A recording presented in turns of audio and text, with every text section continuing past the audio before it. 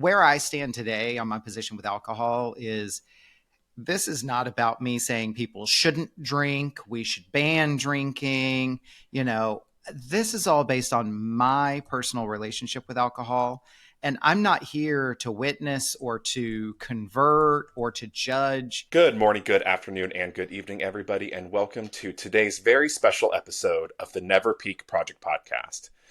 For most of the Never Peak Project Podcast life, it has been a guest podcast back when I was walking across the country when it was titled the Within Range Coaching Podcast. Since I finished, I have transitioned to doing mostly solo episodes based off of, my own stories, my own lessons that I've learned from walking across the country. And during those stories, I kind of realized that there was something else I wanted to add in order to better serve the audience, in order to serve the community, and that is bringing on extra experts and guest speakers again. But instead of interviewing folks that I meet along the way, that I met on my journey, whether they all had incredible stories to share and had very unique things about them, what I want to kind of focus on with the guests for the Never Peak Project are specifically how leaders and entrepreneurs, nonprofit leaders, and others can use these skills from these experts to level up in their life and really just move towards the next peak. And that is why today we have a very special guest for the podcast. Today I am here with Paul Briley of Off the Comma Coaching. And in this episode, we're going to explore how living alcohol-free can enhance clarity, resilience, and authenticity in business. We're going to discuss some mindset shifts, some building support systems, and how sobriety can feel impactful leadership. And on the case of who Paul is one of my friends. He's the reason I got into coaching to begin with, actually. And I could read off his whole bio that he has 25 years of experience in leadership, consulting, coaching. He's known for helping people all across the board from all different walks of life. And I'm sure he'll talk about it too, of course, but has become alcohol-free since 2021. And his mission with his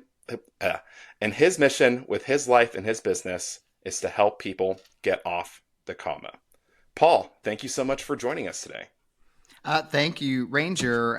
Thank you, obviously, for that awesome introduction. I'm humbled, and I'm very excited to be here today. I think we're going to have a lot of fun with this. You and I have this topic in common in terms of interest, and so I'm looking forward to sharing about my personal experience. I kind of want to acknowledge, the use of the word expert. I'm one of these people who walks around and says, "Oh, I'm not really an expert at things," and so forth. And everybody tells me, "Oh, you are an expert." And I'm like, you know what? Let's just agree on this. I'm an expert at my own life and my own experience. And I think that's important to acknowledge right up front because, as we continue our conversation today, the stand I will always take is that we can actually make our own decisions. We know what we want in life. And so the experts that share knowledge and information with us really are just giving us data and information that we process into making our own decisions and kind of guiding ourselves in our own direction. So we're all experts to a degree, and we're also not experts to a degree as well. So anyway, I'll stop. No, I think that's great. It's really just knowing, what is it? I think it's also just understand what is the saying that the more you know that you know nothing. It's like you might be an expert, like the what is it? I like to say like the resident expert. But it's also kind of knowing that there's somebody that knows more than you, that is speaking more about, that's more of an ambassador for it. And that's great. But also being able to recognize your own intelligence, your own knowledge and wisdom that you bring to the table. Yeah. There's so many really amazing fables out there. If you're like me and you listen to, podcasts and consume content and so forth, look at memes, for inspiration. There's all those fables out there about wisdom and the more you know, the less you know, and that sort of thing.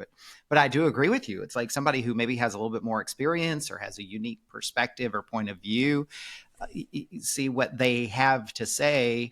And you take what resonates with you from that conversation or from that and apply it in ways that work for you. Exactly. And then in terms of that, exactly, of taking away certain aspects from conversations, seeing what works for you.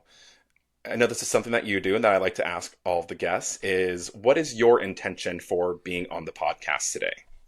Beautiful question. I do the same in my own podcast with my guests. Hmm. Um, so it's twofold. I think my intention for me is to be able to tell my story honestly, truthfully, and in a way that really kind of acknowledges and supports the decisions that I've made in my life and the directions that I'm going. So there's a little bit of this in this conversation today that's like, lets me tell the story clearly, relive some things, and kind of honor myself and the things that I've been able to accomplish and some of the difficult decisions that I've made along the way.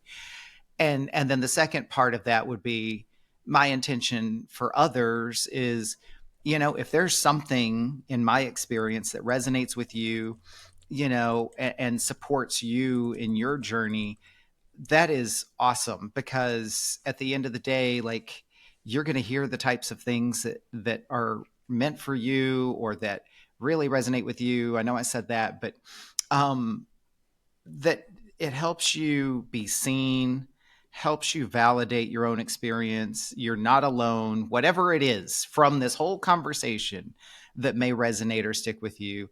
You're not alone. You're not crazy. You're not a bad person. These are the things that this storytelling is so powerful for, because so often the stories we tell ourselves are based on thinking in a vacuum. And the more we see of the people around us, and the more we see of our common and shared humanity, shared experience, Hmm. the more it can diffuse and take away some of those negative thoughts, those sabotaging voices, and so forth. Yeah, just really, again, really being able to pull apart what part of the conversation works for them, and just again hearing humans interact and share their Mm-hmm. stories. To just, again, see you're not alone. This isn't. It sounds funny, but like this isn't a unique problem. Like it's not just you. You're not alone in this. There are solutions, and you just really have to figure out what works best for you. Absolutely. Ranger, can I jump in? And I hope I'm not jumping ahead in the queue, but I, Yeah. I want to kind of put something out there right up front, Yes.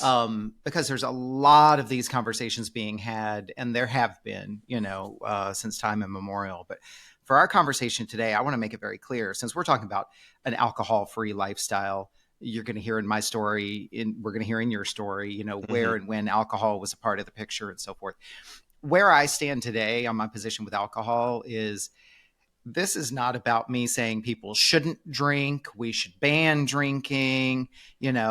This is all based on my personal relationship with alcohol.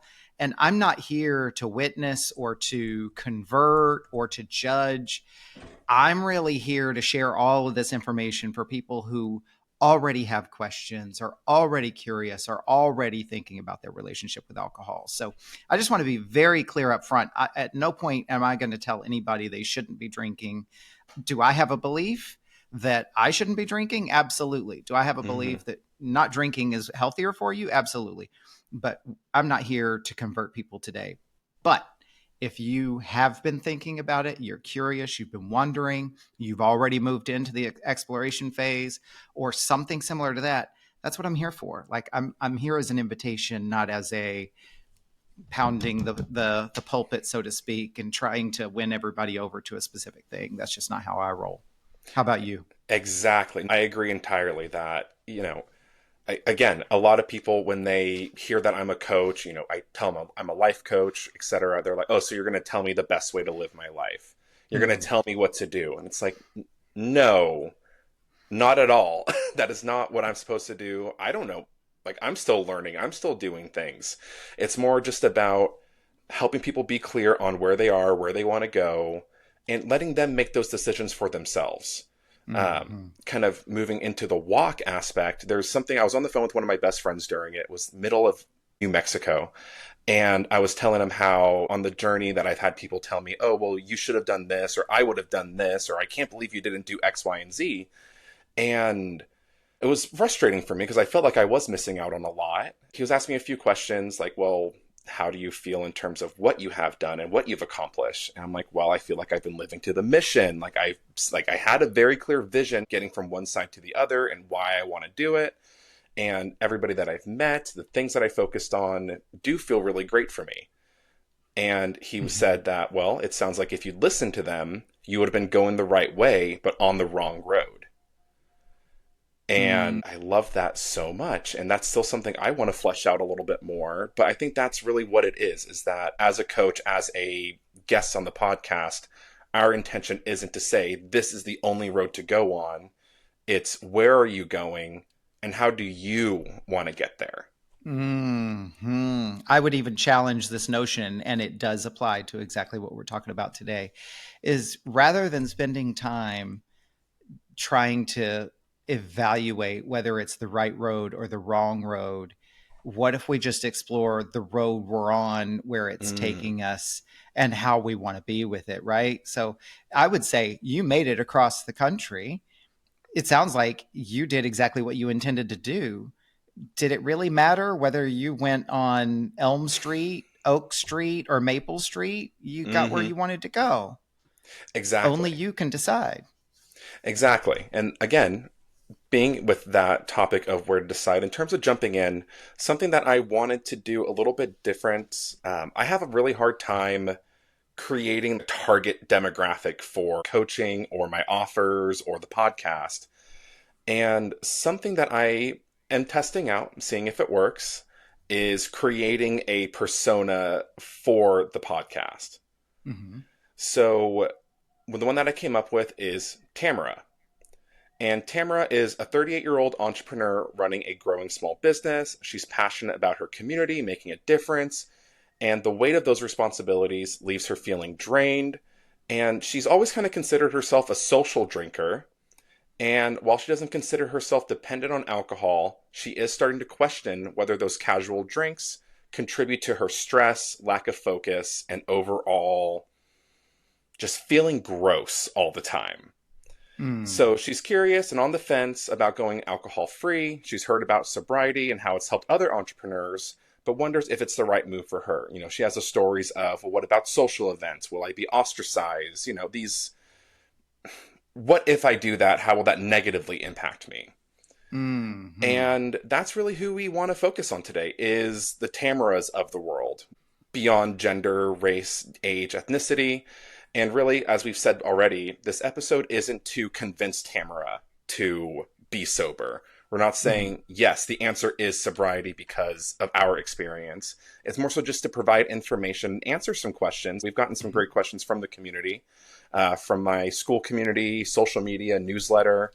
And it's really just answering questions, giving information so that people like Tamara can make that empowered decision of whether or not to be, as we'll learn the vocabulary in a second, sober after drinking or a casual drinker or whatever she Mm-hmm. decides to be. Well, and let's acknowledge two things about Tamara based on how you've kind of created or described this persona. Mm-hmm. So, on the one hand, since she is exploring, then now we have the open door to say, okay, well, this is what it could look like if you weren't drinking, right? So, there we go. She's curious. Now we can kind of say what we need to say or want to say, right? Because she's interested. And two, I definitely want to acknowledge the fact that a lot of Tamara's concern revolved around what other people are going to think Mm-hmm. about her if she chooses this path. And I want to put a flag in that. And that's going to come up over and over and over again, from the beliefs to the mindsets to the social element down to the tips, tools, and tactics that hopefully we'll get time to get into, Mm-hmm. for actually putting things into practice. That element, and I'll say it right here and right now up front, is that of all of the substances that we might use for a variety of different reasons in our life here, and I'll say particularly in the United States because that's where I live, is of all of the things, alcohol is the only drug that you take that you have to explain to people why you don't drink it, as opposed to all the other Yes. drugs. So that is Yes. very critical for us to acknowledge. It's embedded in Tamara's persona, and it's one of the biggest challenges it was for me.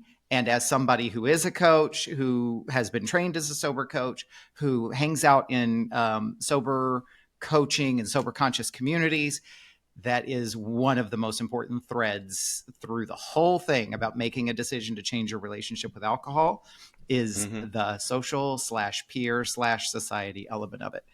I'll stop there. Yes. Okay. So when I was doing my research for this episode, I listened to a few other podcasts and, the TED Talk that you'd sent me, and I did some reading.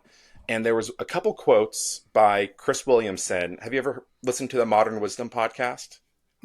A couple episodes, yeah. Yeah. So there was one episode that he did, and the quote was, or maybe this was a write up from the episode. A lot of people's alcohol use is habituated rather than chosen. Most people drink because other people did, and then they started too. It's a societal norm. Then roll the clock forward by 5, 10, 15, 20 years, then you've taken a drug more frequently than once every fortnight for decades. Hmm. So, what I'm curious about is when it comes to your story, and if it's not related at all, you can also go a different direction. But how did that societal aspect, how normalized it is, impact your story in terms Oh, of the trajectory? yeah, completely. And I have a tendency to ramble, so jump in and interrupt me like literally midstream if I'm getting too far off the track. You'll know.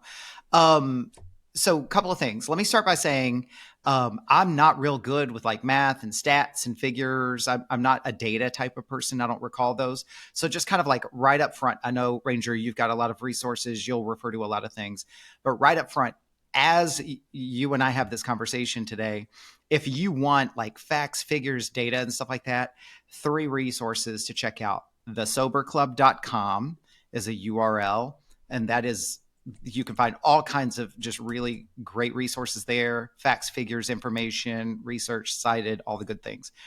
Annie Grace, she's US based. She wrote a book called This Naked Mind. It was the beginning of her little enterprise, big enterprise, I should say, on sober movement. So she opens her book right with some of these facts, figures, and statistics. And then the third and final one that I'll reference here is Alcohol Explained by William Porter, and he's UK based. And all of these are great places to go. Check out their book, look at their social media platforms, their websites, and so forth.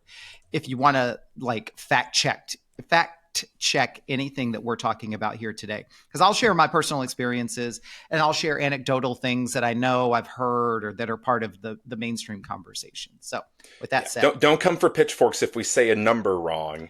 Everything that you mentioned, I will also put in the show notes with a link.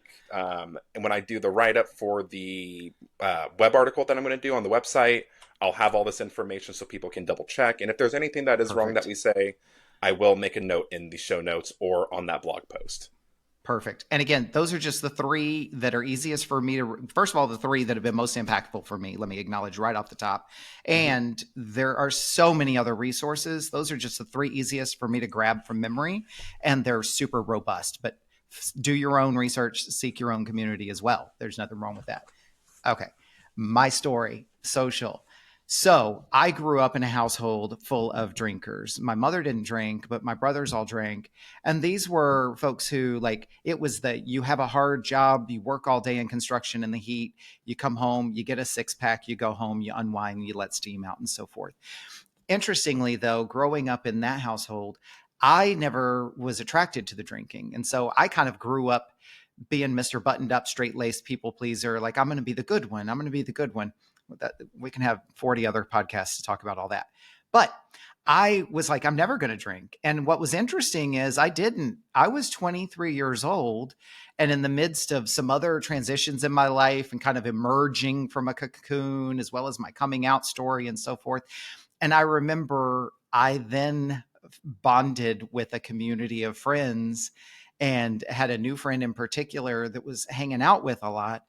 And this person drank. And I remember one day we were going to do something social. We were going to some clubs or something like that. And I was like, you know what? Let me have one of those. And I remember saying, I need a drink because I needed to deal with my family. Now, I don't even remember what was going on at that time. Probably nothing other than family drama, right? The usual.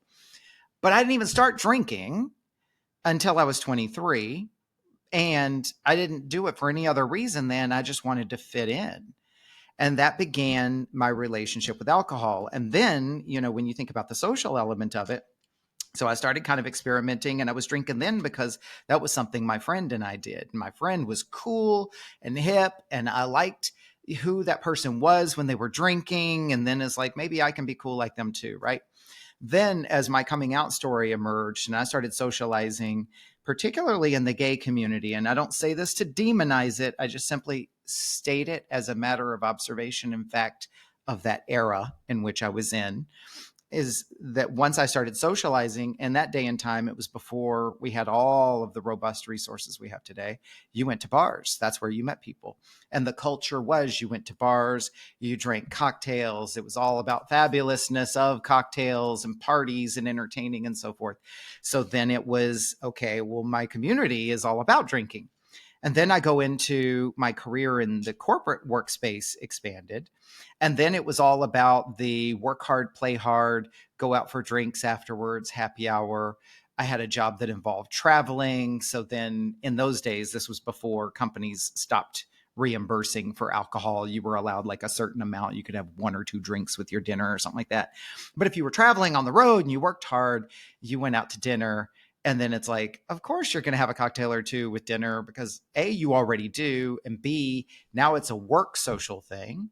Then you get into the work conferences, events, drinking again. And then as I got closer to kind of the crest of my journey and then ultimately the end of my relationship with alcohol, then it was now I've built circles of friends that the thing that we have in common is drinking. Then I became the person who I would socialize and find new friends, even in work settings. But when I found out they also drank, that's when I would propose the happy hour, let's get together for wine or what have you. So I used to joke about how I would convert my work friends to social friends because we drank together. And it was always about that. And then the last thing I'll say before I pause is, and then if it wasn't those physical dynamics, then it was the things like the TV shows that I watched, the movies that I watched, or the types of products that I like to purchase or whatever. We're all celebrating, promoting, glorifying alcohol, particularly in my later years when I had really kind of just graduated down to just drinking wine. And, we know here in the US, particularly here in California, I mean, wine is, almost like a rite of passage. And so it's just socially, that was what got me into it. That's what continued to support and reinforce it. And then I got to a point where I didn't need the social element anymore because it was me and that bottle of wine. So anyway, I'll stop there. Yeah. So there's definitely some similarities there. That family aspect, because there's a story that I heard where there's two twin boys. One of them grows up to be a raging alcoholic, and the other one never had a sip in his life. And when Mm-hmm. asked why they don't drink, the alcoholic says, "Well, my dad did." And when asked why he doesn't drink, the sober one said, "Well, my dad did." Mm-hmm. So it's kind of like that familial aspect. So I'm just kind of wondering, like, why? God, I was going to say, like, why that transition later on? I mean, you answered it, but like, what judgments did you kind of have around it? I guess. Yeah. Well, let me answer that question the way I think you're asking it, and let me also acknowledge something too, because you and I both know we could finish this whole podcast and more by continuing go down the why path. Why did I start? Why did I do it, and so forth. I definitely encourage us to get into a place of being able to say, it is what it is. Let's acknowledge that it's happening, and where do I want to go with it? Okay, so what judgments did I have? Why did I start drinking? What judgments did I have? Initially, the judgments that I had was the observations that I had made growing up around drinkers was, after a couple, then you couldn't predict what the behavior was going to be, nor could they.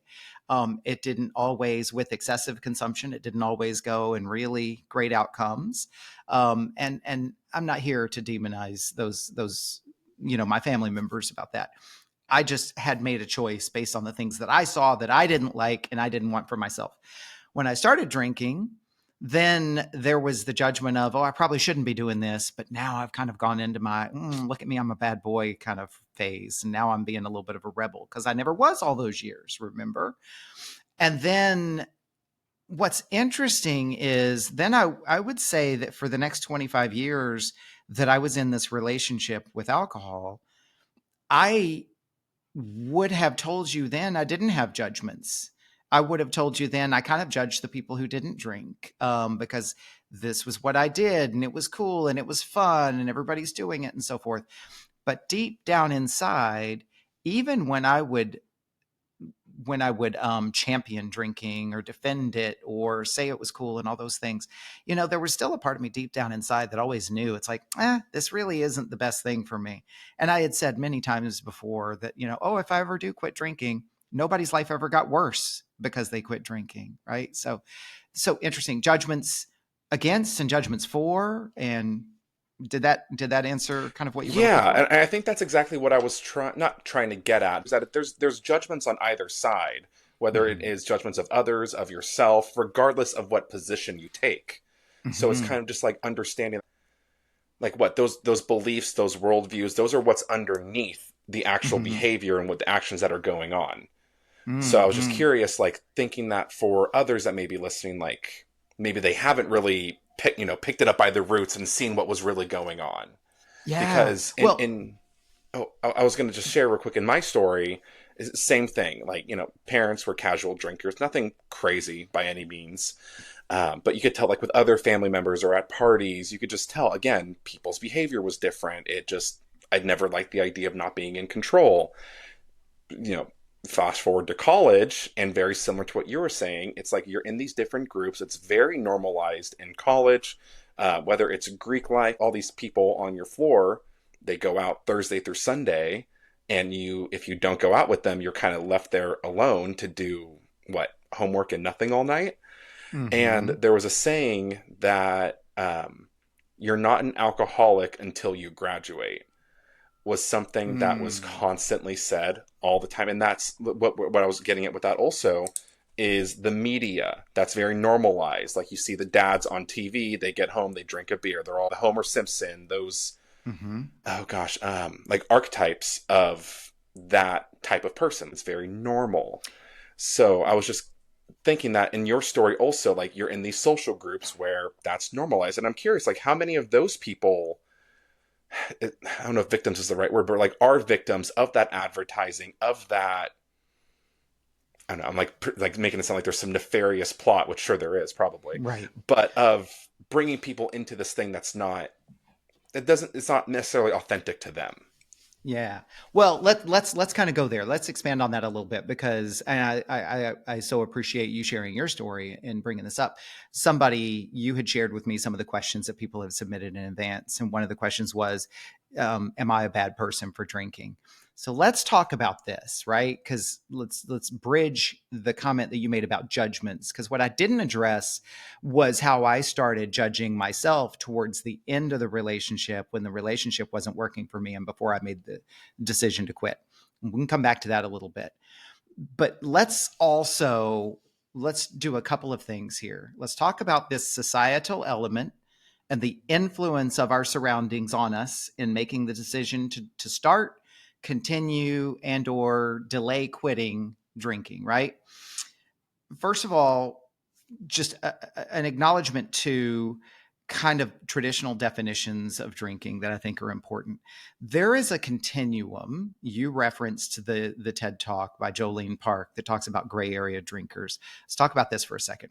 There's this continuum of drinkers from the social drinker on one end who can maybe have a glass or two a month, never think twice about it, never crave anymore, never have any negative repercussions, and that person's called the social drinker, right? And everybody kind of puts them on a pedestal and says, oh, they're fine. Don't even look at them. There's nothing to see here. And then the only other person that we typically see portrayed is the person who has hit rock bottom. They have a problematic relationship, if not an absolutely disastrous relationship with alcohol. And then we call them alcoholics, addicts, broken, dirty. And so traditionally, we've only looked at these two types of drinkers. And then anybody who falls in the middle, by the way, there's been a school of thought that there is no middle. You're either one or the other. And if you're not the one, then you must be the other. So stigmas, definitions, labeling, judgment, etc.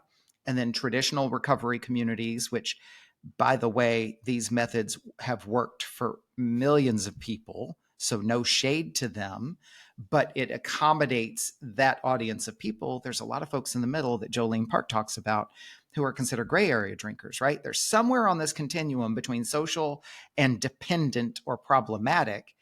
And so the folks on the far end of the continuum who are in a problematic relationship may have developed a dependency that requires clinical or medical supervision in quitting. They may have become non resourceful and unable to regulate themselves and potentially quit. Let's set them aside for a moment, right? I'm not qualified to diagnose or support those people. The folks in the middle, okay? This is the bread and butter of drinking. Honestly, you don't even have to take my word for it. You don't have to read a book. Just observe, just notice others and yourself. And then let's talk about society around that element. You talked about TV shows, I talked about commercials, right? It's this middle group, which is the major middle group, that fuels a lot of things, right? So this is the group that consumes alcohol, never challenges it, never questions it. We don't debate it. We don't talk about it. We just keep doing the thing, right? To whatever extent that we do. That sells alcohol, that makes money for alcohol producers, it makes money for advertisers, it makes tax revenue for the government. It also, by the way, makes money for healthcare companies, pharma companies. It makes money for fast food companies. I mean, there's a whole industry that is built on the need for people to consume alcohol. Let's set the social element aside for a moment. So you don't even have to just look at certain TV shows. I challenge you to do hash marks. Whatever TV show you're watching, I'm noticing a little bit more and more. I'm seeing some shows where you really don't see it, but traditionally, for decades, you can't go a scene without somebody pouring a glass of wine or pouring something and taking a shot, or we got to go to a bar, or we're having dinner and drinks. And it's interesting because sometimes the alcohol is a part of the story, but most of the time it's not. If you really start to study and pay attention, you'll notice that the fact that that character is drinking a beer or just poured another cocktail or just did a shot is completely irrelevant to the storyline. And when you start to notice that is when you start to ask the question that you did, which is there a bigger picture here? I don't think it's some big conspiracy. It's just if alcohol disappeared tomorrow, a significant part of our economy would collapse, from government to for-profit organizations. And that is a big part of why there is so much social influence of drinking. This is a big part of why there's a lot of judgment around drinking and even not drinking, because those of us who have quit drinking, one of the biggest things that we deal with is, what do I tell other people? Because there's just as much judgment about sober people as there is about people who drink. Yeah, exactly. And that's something else that I found was just how like dogmatic people are with that. So going back to what you're just saying, that continuum, right? Like you're either this or you're that. And I think that's even kind of what I was saying earlier. Like it's very easy for people to fall into that. Am I good? Am I bad? Um, if I'm good, that must mean that they're bad. And if I feel bad, that must mean that period, like I am bad, period. Not Mm-hmm, comma, mm-hmm. but I can change. And then with the whole aspect, yeah, because again, it's not let's eradicate alcohol, because at this point it is so ingrained in society and it is such a huge piece of what, like, from the agricultural side of it, from hops and grapes and everything, all the way Mm-hmm. up to, I don't know, glassware and cooking, even, I'm sure. Like it affects a whole lot of different industries. Totally, totally. Well, Yeah. I had a friend visiting, and we were doing all the touristy things. I was taking her to shops and so forth, and especially in our tourist areas and so forth. And she also doesn't drink. She's a former drinker who quit, and she started taking pictures because every place we went, it wasn't just oh, they sell alcohol or whatever. It was the gift shops where it was the coasters, the kitchen towels, the t-shirts, the hats, the all of the stuff that was all these little clever things, sayings celebrating and glorifying the drinking, right? All the funny little like he stuff. But it's like when you looked at it, store after store, shelf after shelf, the messages are always there, and when you're a drinker, I remember being a drinker and those things were fun to me. I enjoyed those. I enjoyed sharing them with people. And it was great as long as that other person was drinking just like me and that was their intention and that was what they were wanting. But man, I got to a point where it's like, this just isn't funny anymore because this isn't working for me anymore. And to kind of come back to the whole, am I bad for drinking? I think that's the other thing too that we need to really start to deconstruct is because, well, this is too big of a conversation. So I'll touch on a couple of things and you help me connect them if they're too random.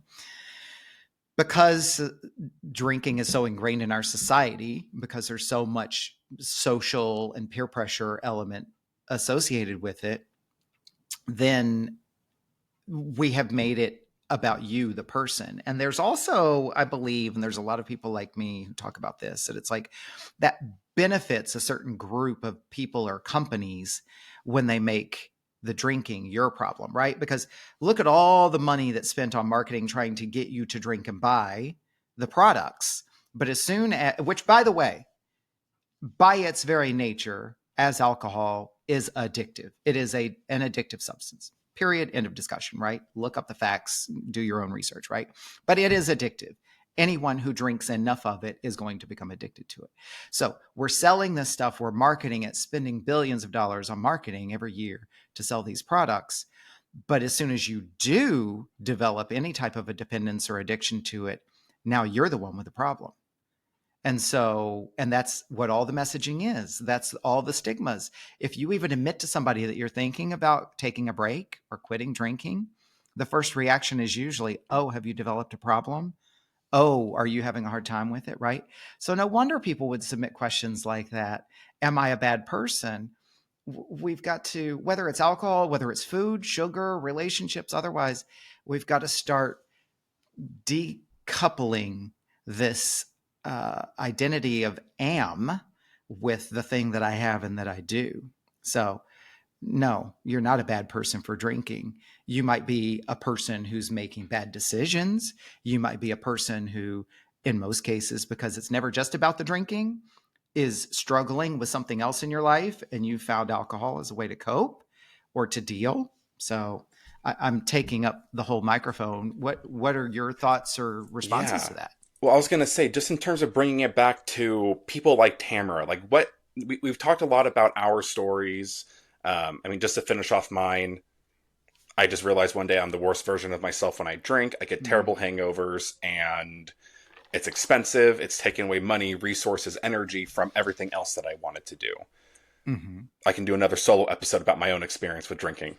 But mm, a lot of what I want to take away from yours and just really apply almost like a framework for people like Tamara is recognize again, we talked about this off recording, that you are the one that makes the decisions. You are the one that mhm, can choose whether or not this is something you want to do, if it works for you, if you feel that you're at your best or that you're resourceful with this habit, this thing that you engage in.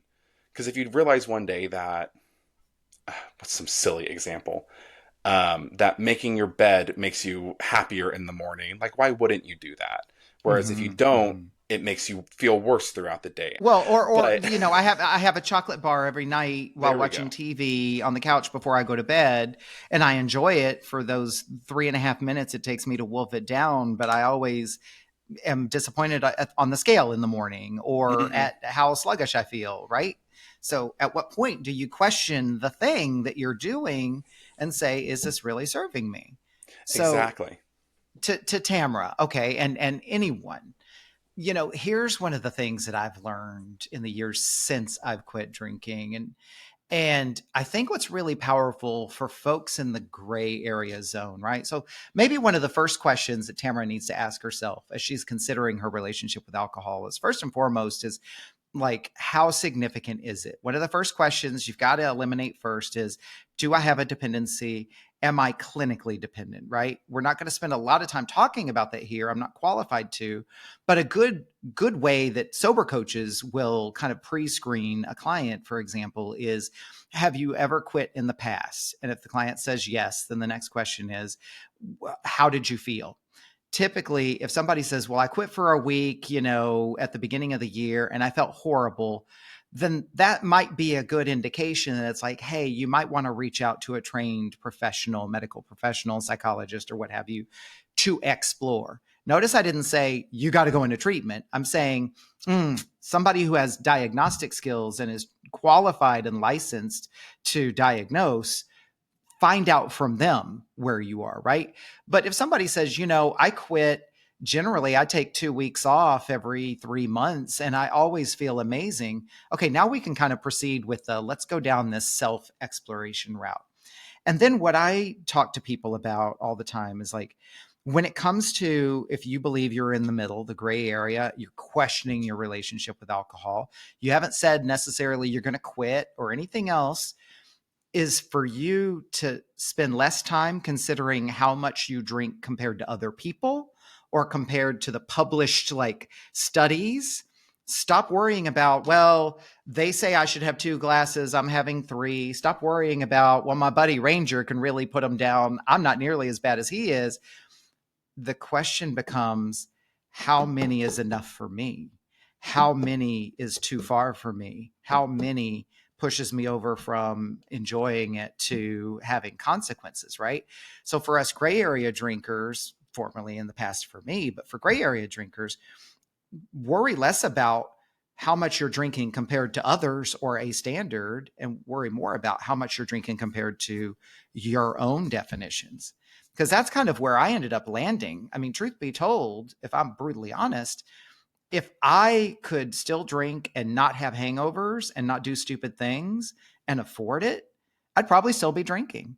But the fact of the matter is, I certainly had more than my fair share of embarrassing moments or even disastrous moments in my relationship with alcohol.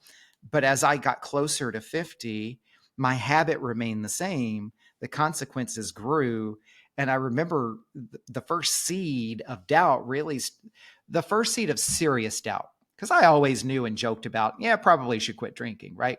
But I was never serious about it. The first seed of doubt was the day that I went to go and refill, my glass of wine.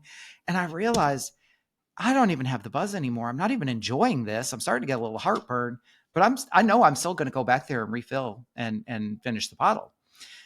So that's where it went for me. Is I noticed that I stopped enjoying it. It wasn't doing the thing for me anymore, and it wasn't fun anymore. And it was truly just a habit. And you talked about that earlier. So for Tamara, is it a habit? Are you enjoying it? What is it costing you? What is it creating for you? Like, it doesn't even have to just be about alcohol. You can do this with anything.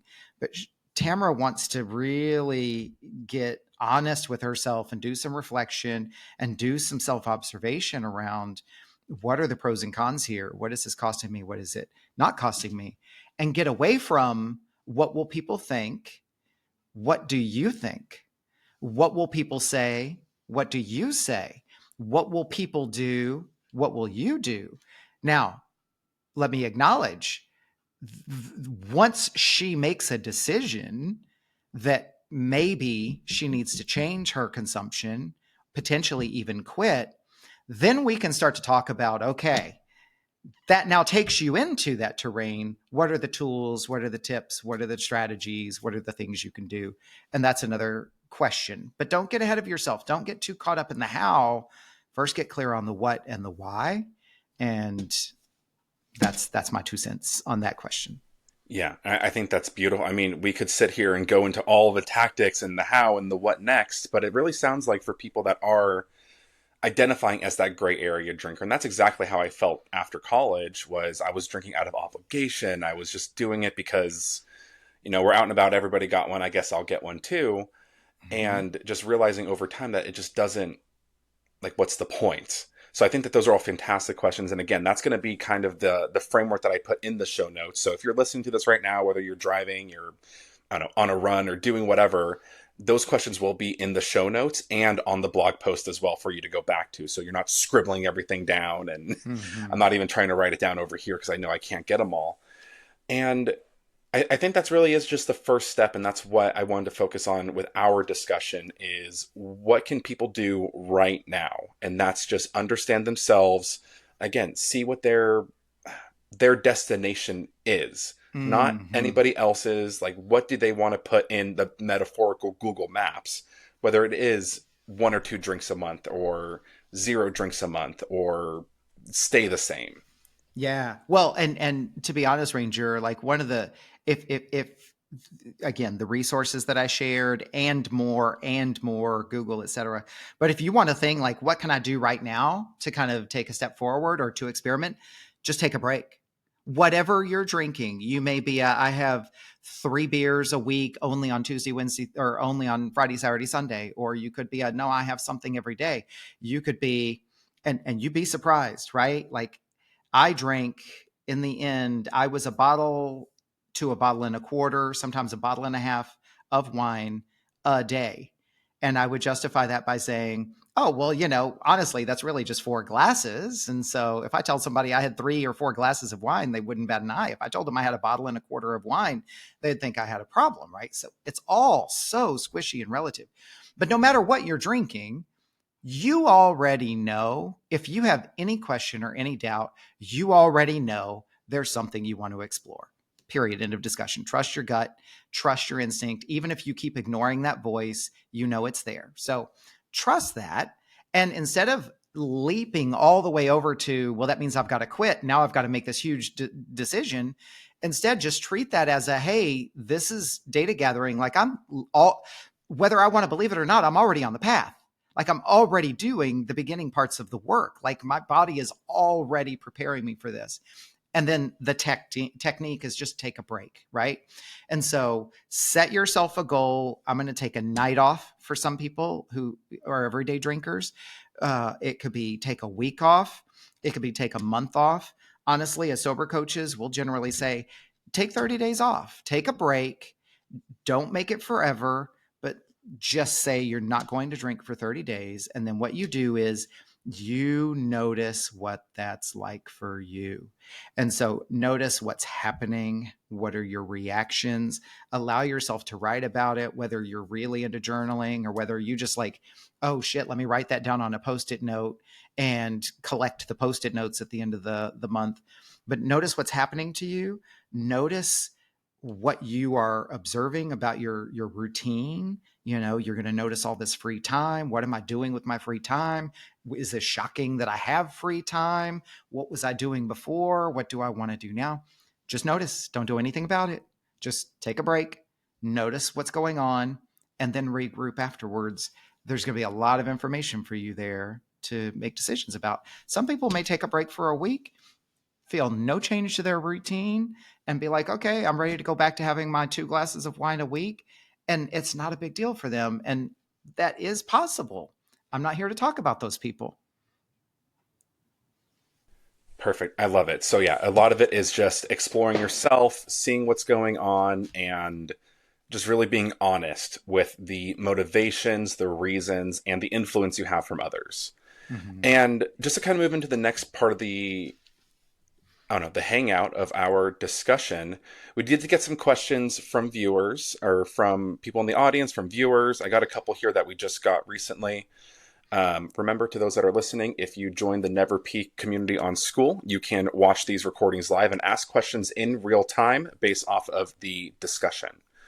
But there are a couple that I got from the newsletter that I wanted to hit first. And for these, let's try to see if we can get as many of them done as possible.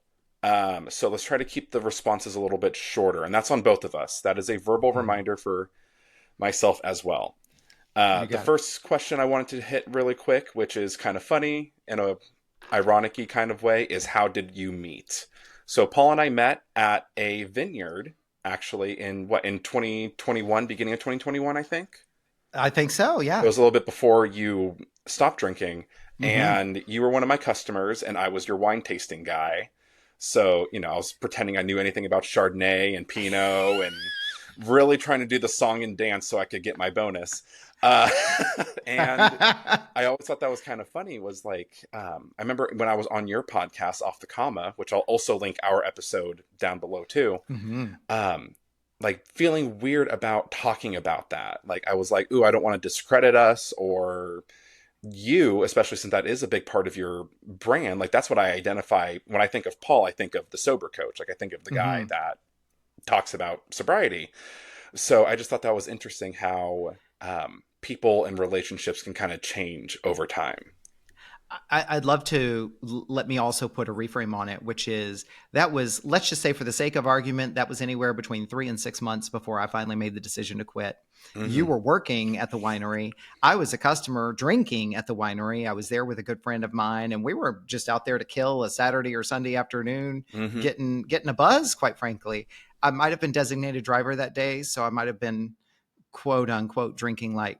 But the reframe is the, as somebody who was drinking and drinking by my own definition heavier than I would have liked to have been drinking, um, it can happen.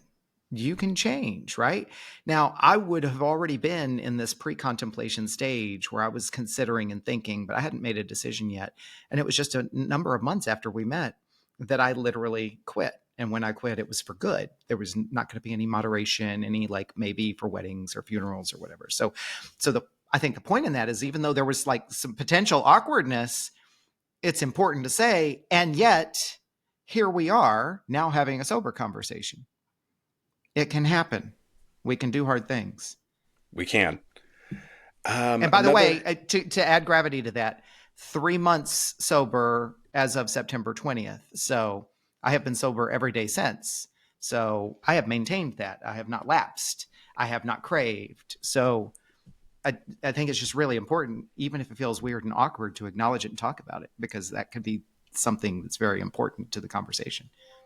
I think that I am also three years sober Nice. right around because I remember it was my I got a memory on Snapchat from my 23rd birthday, and my fiance and I, we went to a wine festival, and I had one glass because I was DD, so I had one at the very beginning.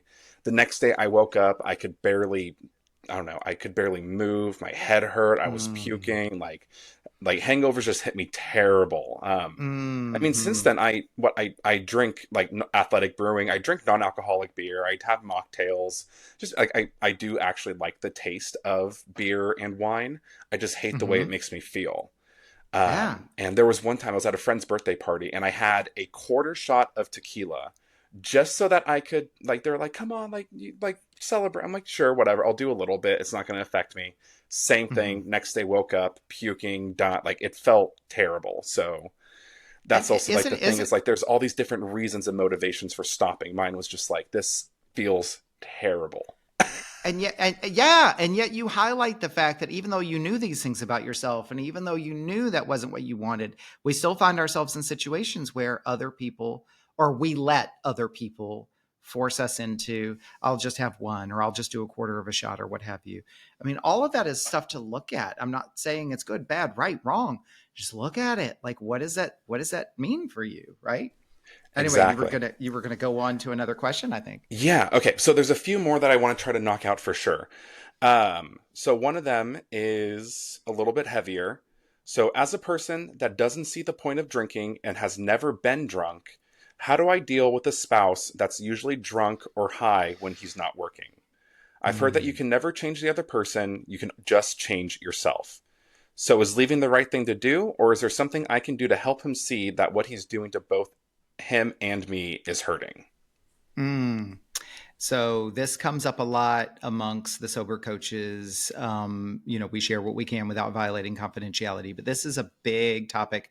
Particularly, I'll answer it for the people who have quit drinking and the spouse still drinks, or let's just keep it to alcohol for the purposes of this conversation, right? Same or similar things.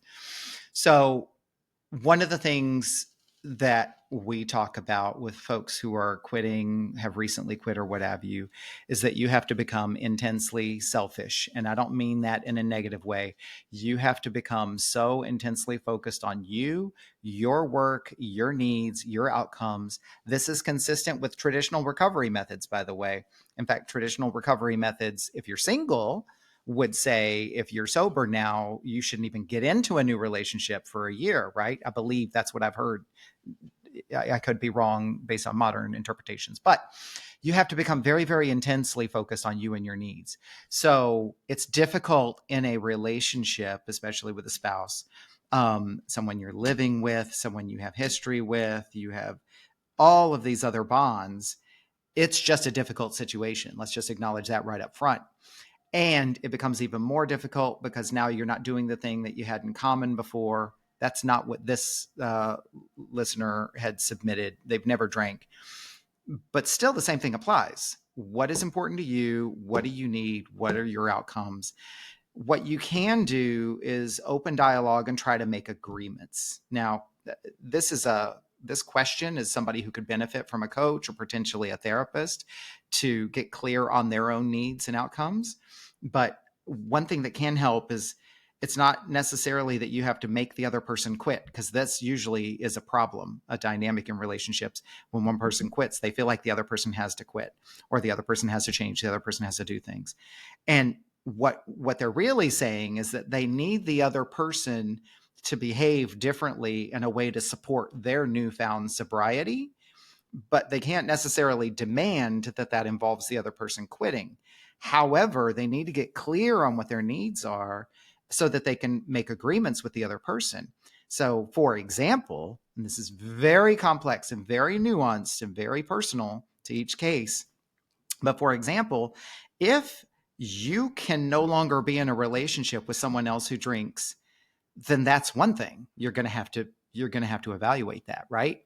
If you still can want and can be in that relationship, but you need them not to be drinking around you or in the house, then that's an agreement you can make a request for, right? And then there's all these other things that we could get into, and I know we're going to be running up on time here. You've got to get clear on what you want and need. Then you've got to get to a point where you are able to and willing to make agreements with the other partner. And then the two of you have to kind of define that together. So there may be compromises, or there may be common ground that the two of you, this person who submitted this question, can come to that meets both of your needs. And then if you can't come to common ground, then you're probably going to want to get some support from other sources who are more qualified than me to answer that question. But acknowledge the fact that it is a conflict, it is a rub, and it does require attention. It does need to be acknowledged and addressed, and there does need to be some conversation around how we navigate this and where we both want to land with this. And it has to be both people making that decision. And if only one person wants to make the decision, then that's a data point. Perfect. And then let's see if we can just do this last one. I just want to make sure we get this one as well. Are there specific tools you give your clients to overcome triggers and cravings? What are some of the early challenges people typically face in the early days of sobriety, and how can they overcome them? Mm. You want me to lead with that, or did you have thoughts too?